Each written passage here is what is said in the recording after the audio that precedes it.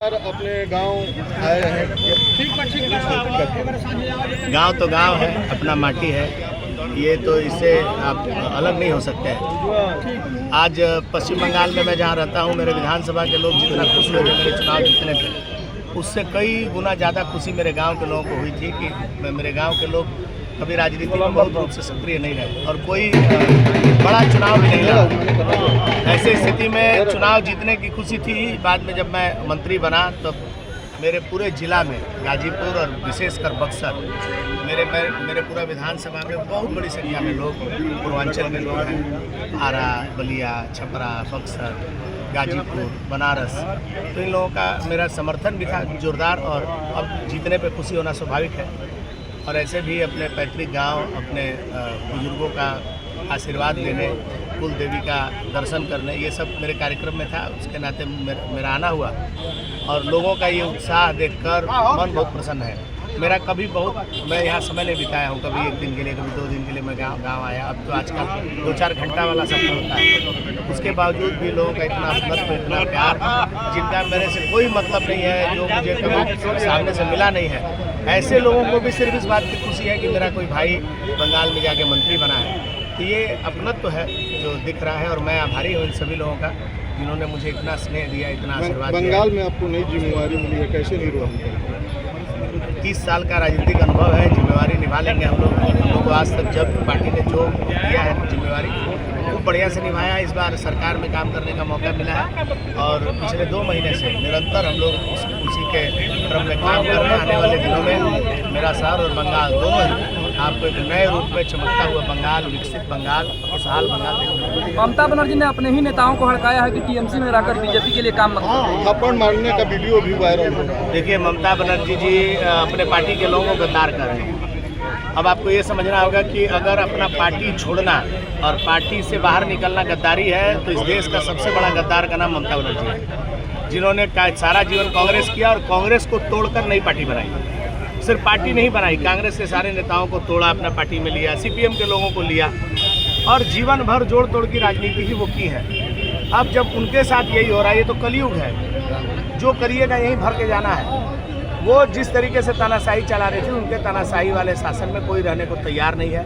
उनके पार्टी में विद्रोह हुआ है और आश्चर्य की बात तो ये है कि उनकी पार्टी के जो नए अध्यक्ष बने हैं और चेयरमैन बने हैं, उन लोगों ने अभिषेक बनर्जी और ममता बनर्जी को ही पार्टी से सस्पेंड कर दिया है। अब ममता बनर्जी तृणमूल कांग्रेस की कुछ भी नहीं है, अब वो कुछ भी बोले। अब फ्रस्ट्रेशन का लेवल इतना है कि फोटो खिंचाने के लिए अपने कार्यकर्ताओं को झापड़ मार रही है। जो बलात्कारी है, वो जब पुलिस का पिस्टल छीन के भाग रहे थे और उसका इनकाउंटर हुआ है, तो ममता बनर्जी को दुख हो रहा है, क्योंकि ममता बनर्जी ने अपने पूरे 15 साल के कार्यकाल में सिर्फ बलात्कारियों को, मर्डरी को, गुंडागर्दी करने वालों को, वसूली करने वालों को संरक्षण दिया है। एक पहली मुख्यमंत्री है वो इस भारत की महिला मुख्यमंत्री, जिनके कार्यकाल में सबसे ज़्यादा महिलाओं पर उत्पीड़न हुआ, अत्याचार हुआ, बलात्कार हुआ, महिलाओं को जिंदा जलाया गया। उस हर मामले में उन्होंने अपराधियों को बचाने का प्रयास किया। ऐसा लगता था जैसे वो खुद ही उसमें लिप्त है। ऐसा कोई सरकार का मुखिया को नहीं होना चाहिए था, इसीलिए जनता ने उनको सिरे से नकार दिया है। उसके बाद भी अगर उनको समझ में नहीं आ रहा तो अपना समय व्यर्थ कर रही है। देखिए, लोकतंत्र है, सबको अधिकार है बोलने का, आंदोलन करने का, लेकिन आंदोलन करने के नाम पर आप कुछ भी आंदोलन करिएगा। बलात्कारी और जो अपराधी है उसका इनकाउंटर होने पर आप विरोध कर रहे हैं, तो एक बार जिसकी बेटी का बलात्कार हुआ उसके घर के पास जाके ये बात बोल के दिखाइए, आपको समझ में आ जाएगा कि वोट बैंक की राजनीति किसको कहते हैं। ईडी की छापेमारी पर कह रही हैं कि केंद्रीय एजेंसियों का दुरुपयोग किया जा रहा है। पूरे 15 साल में बंगाल के लोगों के संसाधन को लूटा गया, सरकारी नौकरियों को बेचा गया, उनके पार्टी के कई मंत्री जेल में सड़े हैं, उनके पार्टी के मंत्रियों के गर्लफ्रेंड के घर से 50-50 करोड़ रुपया नगद पकड़ा गया है। तो ईडी का रेड किसके यहाँ होगा? उनका भतीजा पूरा बंगाल का संसाधन लूट के बैठा है, तो ईडी का रेड किसके यहाँ होगा?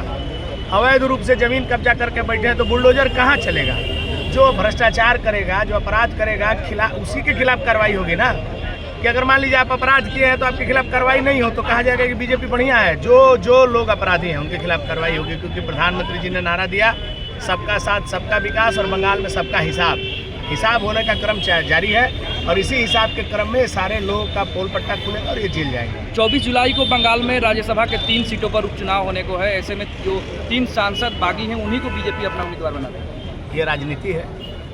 आपको भी पता है राजनीति में क्या होता है, कैसे होता है। बागी बोल के कुछ नहीं है, जो लोग योग्य है बीजेपी को, जिनको लग रहा है कि हम इन नेताओं को लेकर सामने समाज में अच्छा काम कर सकते हैं, उनको सामने रख रही है। और भारतीय जनता पार्टी को कहीं से किसी को ले के आने का आवश्यकता नहीं है। दुनिया का सबसे बड़ा राजनीतिक दल है, देश के सर्वाधिक प्रदेशों में इसकी सरकार है, केंद्र में 3 बार से हमारी सरकार है, हमको किसी को जोड़ तोड़ की ज़रूरत नहीं है। लेकिन अगर कोई योग्य व्यक्ति दूसरे दल में था और वो आपके साथ आकर काम करना चाहता है और उसका पॉपुलरिटी बढ़िया है, वो अच्छा काम कर सकता है, तो उसको सिर्फ वो दूसरी पार्टी में था इसके लिए नहीं उसको छोड़ा जा सकता है। भारतीय जनता पार्टी सबके को लेकर एक साथ चलने का प्रयास करती है, उसी की कड़ी में ये फैसला लिया है। E20 पेट्रोल पर नितिन गडकरी की आलोचना हो रही है पूरे देश भर में। बहुत बड़ा बात है, इतने बड़े लोगों के बारे में बोलने का मेरा अधिकार नहीं है, बोलना भी नहीं चाहिए। नितिन गडकरी का आज जो कद है वो भारत के राजनेताओं में बहुत कम लोग हैं जो उनके बराबरी पर है। अगर आप किसी को इस भारतवर्ष में विकास पुरुष कह सकते हैं, जिसने अटल बिहारी वाजपेयी के बाद इस पूरे देश के इंफ्रास्ट्रक्चर को चमकाने का काम किया है, तो माननीय नितिन गडकरी जी हैं। उनके ऊपर सवाल उठाना और आसमान पर छूने के बराबर। सपा कानपुर में ब्राह्मण सम्मेलन करा रही है, कितनी बड़ी चुनौती मानते हैं? अब बचा ही क्या है उनके पास? अब उनके पास बचा क्या है? उनके पास जो बचा है वो भी ज़्यादा दिन उनके पास रहने वाला नहीं है। चाहे जो सम्मेलन कराना है करा लें। सपा का भी हाल वही होगा जो पश्चिम बंगाल में तृणमूल कांग्रेस का।